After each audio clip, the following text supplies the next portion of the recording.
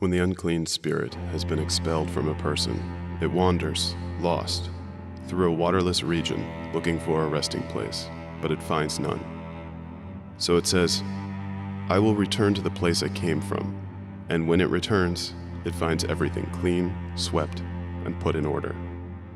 So it goes and gets 7 other spirits more evil than itself, and they enter and live there. And the last state of that person is worse than the first. Luke 11:24. Happy hour. It was south of 6 p.m. at the Lamplight Inn. William very much wanted to forget that he had spent his day doing data compilation and resenting his superiors. He snubbed them by being here, a no-frills place to get sloshed on the cheap. You got darts, a crappy old jukebox, and ugly bartenders, cash only, stiff drinks. He was into a second drink when she walked in.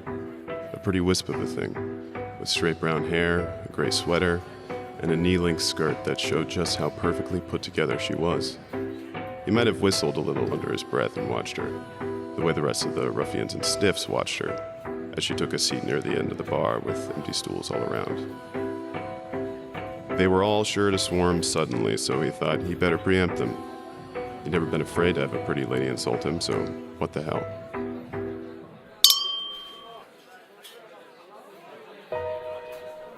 Hey, could I buy you a drink? That would be lovely, yes.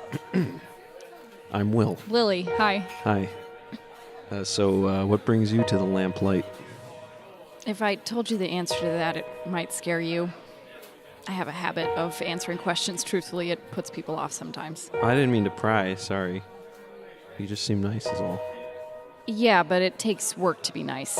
Lots of work. It's hard to be a good example to my family. I'm the oldest of 6, but I try to find grace, God willing. Oh, you're Catholic? Yes. Cool. Still? Always have been and always will be. I've even been exercised. That's why I need a drink. That's what brings me here in answer to your question. What? Wait, did I hear you right? Are you trying to pick me up? Yeah, well, what? Yeah, yeah. But... Well, you should know that I recently was raped by a demon then. Whoa, what? Huh.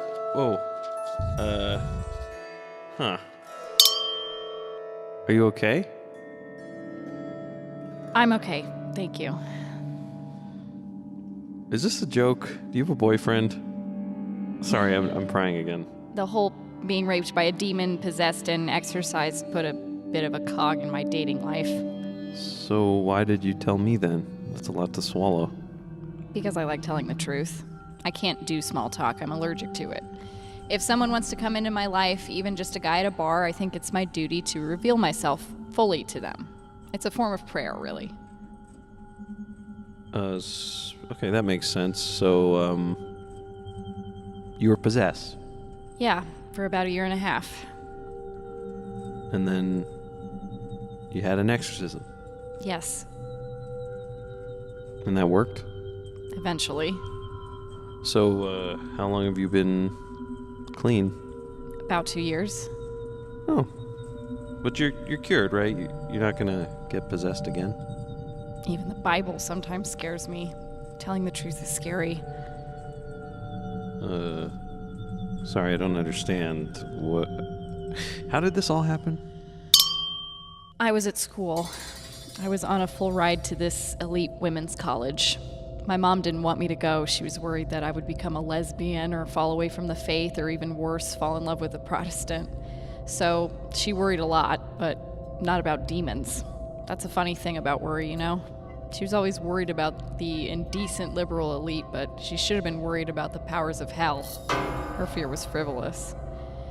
But I went, and I was feeling on top of the world. I was taking all these amazing classes and lectures, and all the people seemed so cool and interesting, and I was excelling at everything. I had straight A's, my professors liked me, my classmates liked me. Everything seemed in bloom. I'd never been more happy. But a couple of weeks before midterms, my roommate was staying over at a boyfriend's school, which happened fairly often. And suddenly, at exactly 3 a.m., My eyes suddenly just open, and there's this feeling of electricity running through my body. I don't know why, but I'm suddenly awake, and I hear something outside my room in the dorm hall. It sounded like an animal being skinned alive. It was terrible. I got up and went to the door. I couldn't see anything. The hall was empty, but then the lights started to flicker. Those awful industrial lights, what are they called? Fluorescent lights. Yeah, fluorescents. Long rectangular ones. They start flickering there at the end of the hall, and I start walking toward them, and I realize now that that was a mistake. They were calling me with that flickering, but I didn't know. I started walking toward that flickering light, not really thinking, just moving. And I walked to the end of the hall, and the light goes out. It's dark, and instantly I feel this thing. I feel this chill.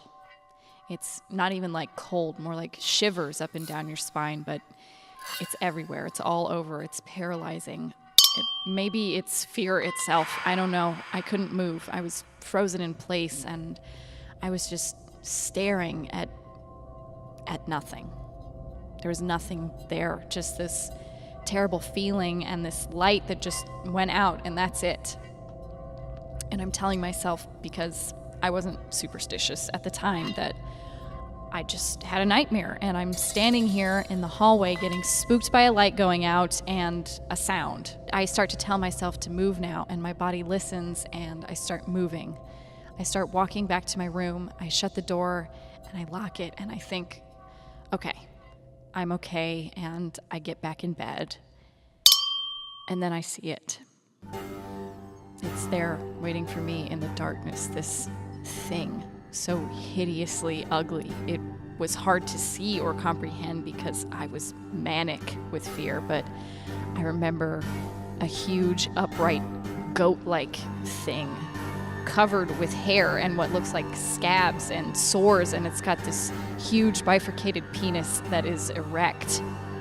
I scream as it leaps on me and pins me down with its hooves, which are pressing into my joints and bones, and I feel like I'm breaking. Its yellow eyes are glowing and rolling back in its head as it tears apart my nightgown and claws down my heart, tearing into me, and then it enters me. And as much as I thrash or move or scream or struggle, the more it seems to impale me. It gouges deeper and deeper, and then I feel this burning acid inside me. I'm screaming and screaming as this thing brutalizes my body, rapes me 20 minutes, 30 minutes, an hour. It seems like 4 days, and then finally, the door busts open and campus security is there, but I don't feel relief. After all this, I'm just sure that I'm gonna die and this thing is gonna kill them too, but this thing just vanishes with the shadows as the lights come on.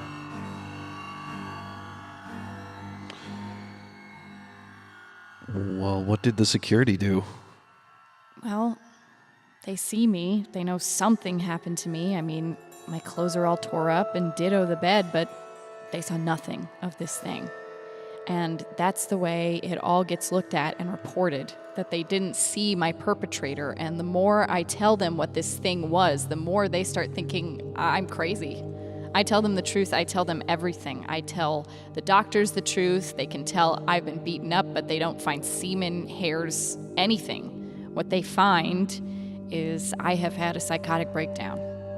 So now the word about campus is that I made this whole thing up, that I imagined this whole thing, that I tore up my own bed, I clawed and brutalized myself, that I'm telling a tall tale about being raped by a demon to get attention, that I'm a crazy religious psycho who's lost her mind. It's such bullshit.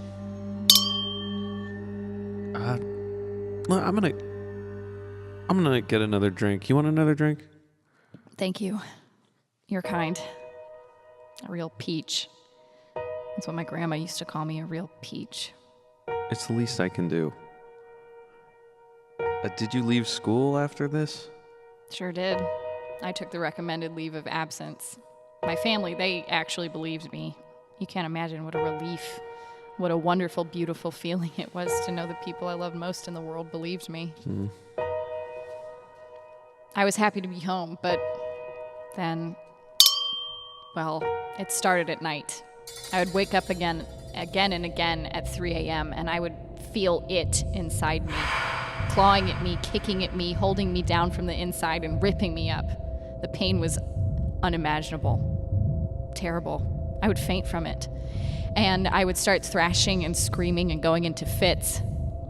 Then it started happening at any time, different times throughout the day. Everything starts to blend together, and I have a hard time remembering what happened when. I start forgetting what I'm doing. I would faint from the pain and black out, and when I would come to, well, I would have done things. Terrible things. Like what? Well, I was apparently eating bugs, my own feces and urine. I sodomized myself with a votive candle and tried to do the same to my sister. One day I came to and saw my mom's arm in a sling because I had thrown her across the room. I remembered nothing. They called in Father Greenfield, our family priest. He's heard most every confession of mine, and he came over expecting me to have a fever or something. And instead, I'm all eyes rolled back into my head, foaming at the mouth, thrashing against these restraints my parents had used to tie me to my bed to keep me from trying to kill myself or them. Now, they're already thinking exorcist, but they don't want to say that. They're still trying to keep the fact that their daughter was raped and is now possessed by a demon hush-hush, because obviously in a small town, that's not good for your reputation. Yeah. Father Greenfield theorized that the goat-like thing was actually some sort of animal that had attacked me, and that it, and now I, was suffering from rabies, which is actually a really good theory. Leave it to the priest to come up with the most reasonable theory, and the doctor's the most damning one, huh? So, where do I go but back to the doctor? Anyway, doctors, specialist doctors, and then more doctors, and in the end, they don't find evidence of rabies. Really? It totally sounds like rabies. I wish it was. The doctors couldn't find anything. And then more of them to still find more nothing. My parents raked up so many medical bills with this whole thing, they had to get a second and third mortgage on our home. Then there's the whole subprime thing made us lose our family homestead, and ironically, the exorcism that actually worked cost nothing. Unless, you count a lifetime of being Catholic. So I've been doing all the talking. I'm sorry for that. I certainly don't mean to dump all of this on you, but please tell me more about yourself. Oh, no. Do you have a girlfriend? No. Well, I did, but it's all over now. What happened? She cheated on me with this guy, and I was like, really mad, but then I forgave her, and then we got back together, and then she dumped me and married somebody else. That was like a year ago. Like a few months ago. And I haven't been, really over that. I wasn't. I am now. I am totally now. How did you get over it? Just time and knowing there are other women out there. And the second you walked over here, I kind of forgot she existed. Really, I can't tell you how much I appreciate your words. Oh, well, I mean it. You're something. You're the real peach, So. Well, how did you get over it? Well, you're never over being raped, but I'm no longer possessed. Never really get over that either, but this thing was forcibly expelled from me, thank God. You had an exorcism. Yes, but listen, Father Greenfield, he wasn't at all equipped for this sort of thing, but he wanted to help me so badly. He wanted to save me. So he did all he could, even if that meant learning the exorcism rites and bolstering his faith, getting sick, feeling like he himself was being haunted and hunted by whatever it was that had found me. But he fought, and it fought back. Months of this, months and months. And I was out of my body, staring out that window, watching the grass grow in the spring and die in the fall, become covered in ice and covered in snow. I can hear the sound beneath the grass of worms and maggots and ants. I can hear everything eating and being eaten. I see my body over in the corner of the room, belted down. The last night, as Father Greenfield is chanting, trying to expel the unclean spirit from me, the wolves that lived in the woods outside of our house, they start to howl. I was always afraid of them growing up, but I wasn't afraid anymore. They were afraid of me now. And the me that is by the window staring out of it loves these wolves now, loves them for their wild, hungry selves, and I want to leave now and howl with them. They howl and they howl and howl. They are calling me too. I know my body is on the bed screaming, but me that is me is staring out the window, and I want to go so badly. And then the window shattered. Father Greenfield is shocked at the broken window, and I see him shudder with the icy wind that blows in. My body on the bed shudders from the cold. It's weak, and it can't last much longer. I could see all my bones. My skin was covered with scabs and sores. I was just this thing now, this object that had been filled with all the hate and ugly and bad things that could contain it. And finally, the container was too used and abused and spent, but that thing inside my body didn't want me to die, because then where would it go? And suddenly I was hovering near the ceiling like you would float in water. I was staring down at my body that was weighted in all this hate and evil. And I felt so sorry for the poor thing. And for Father Greenfield, of course. He wasn't looking well, and I knew if I died, it wouldn't be good for him. Not only because he would feel so bad about it, but because people would probably blame him. And maybe they'd be right. He wasn't helping my body get stronger with this exorcism ritual, and he certainly wasn't helping that thing in me get healthy. He was killing it by killing me, though I don't know if he knew that. Anyway, the window had been broken open, and the light was starting to break, and I knew that I could go now through that window, and I knew that that thing would die inside me, but I just felt so sad. I didn't want to die. I didn't want that thing to win. I didn't want that priest to fail. And the thing was asleep now and so tired, and I wasn't tired at all. I just wanted to howl.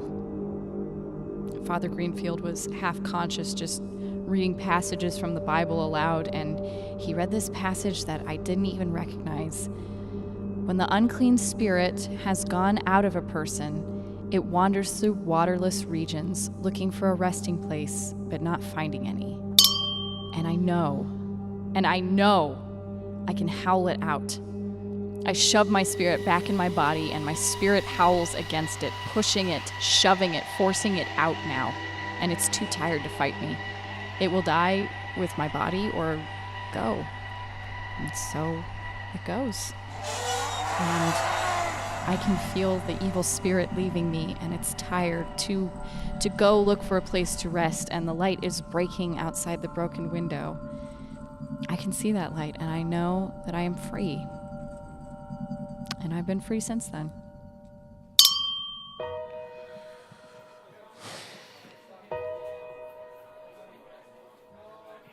You've been so honest with me.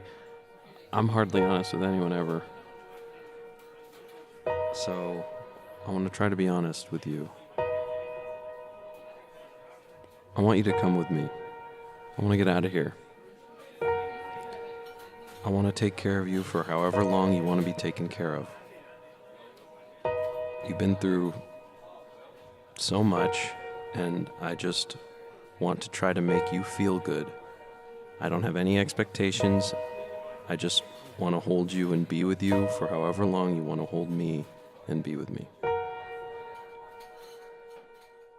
Yes, William, I'd like that. Yes, yes, yes. This may be the strongest choice he has ever made in his life.